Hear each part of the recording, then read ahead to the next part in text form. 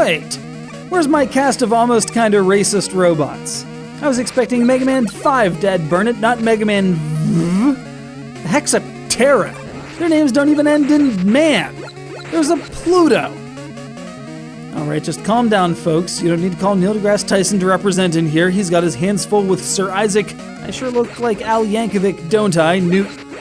It's Mega Man the first Game Boy Mega Man not to just rehash 8 bosses from its contemporary NES counterparts, and in doing so, it becomes the greatest divergence in Mega Man since Wily and Wright know Rockboard, that's paradise. And I assure you that's a thing that exists.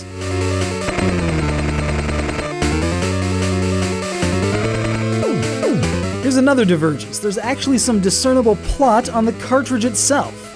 Well, not really a huge divergence. Mega Man 4 had a bit of that too. But this time we're introduced to Terra, who scares Roloff and beats the bejesus out of Mega Man, whose buster doesn't actually work on whatever plutonium these jerks are made out of. Dr. Light figures out that if energy weapons won't do the trick, converting the Mega Buster into a fist-firing device just might. And then all of the bosses, including the one what just beat you down, take damage from your standard buster shots anyway, proving that plot in these things never matters. All you gotta do is platform, run, gun, punch now, and occasionally stop down to play with the kitty. That's right, Mega Man's got a mega cat named Tango, and Tango's doing his best impression of Metal Sonic.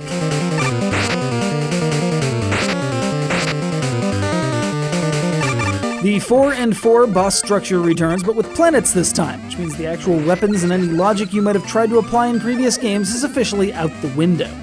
I say as though using snakes on Gemini Man makes any sense to anyone ever.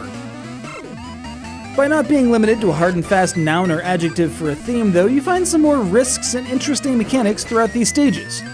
Corridors full of bubbles that alter your jump distance, variable gravity sections, hornet enemies that inflict a lag-inducing poison.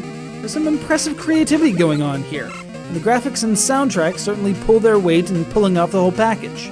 This was the last of the Game Boy Mega Man titles, and it's clear they went all out, crafting almost all of the assets from scratch and just generally having a field day with it. They brought back the Super Arm. That's right, you can once again pick up chunks of the scenery and fling them. Gutsman would be so proud.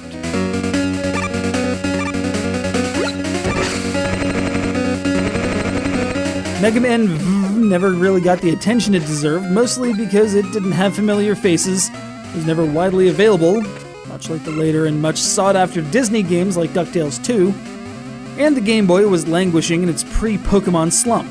That's unfortunate, because this game showed us there was some life left in the original Mega Man canon, even after 6 iterations on the NES and almost as many portable versions.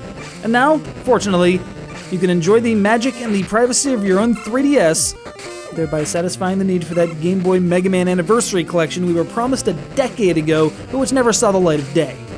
It was left on the dark side of the moon, or is that the side of Dark Moon? Or something.